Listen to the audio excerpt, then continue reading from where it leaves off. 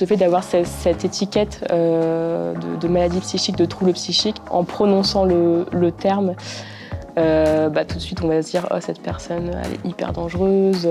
Et l'idée à la base, c'était vraiment de créer une rencontre qui n'a pas lieu habituellement, justement, entre le grand public et une personne qui appartient à une population qui est stigmatisée et ou discriminée.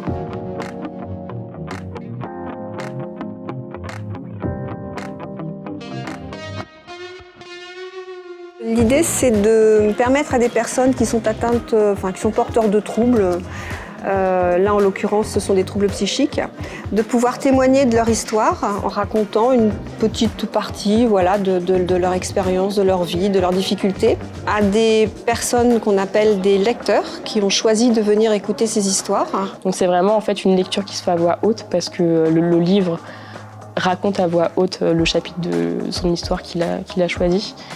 C'est un projet qui m'a beaucoup plu au départ. On me parle l'autonomie qu'on donnait aux gens dits malades, psychiques, et ça m'a plu. Par rapport à la psychiatrie qui déresponsabilise, on est toujours l'objet de la psychiatrie et on n'est pas un sujet, on est toujours celui qui prend les médicaments. C'est une façon de redevenir acteur de sa vie. Et témoigner, lire une expérience vivante, c'est le meilleur moyen de se former.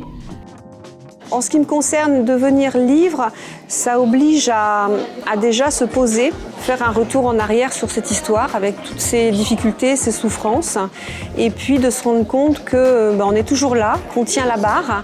C'est très valorisant, c'est très valorisant.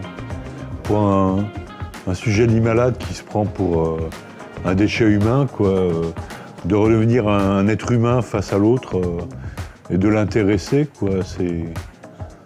c'est formidable, c'est vraiment valorisant.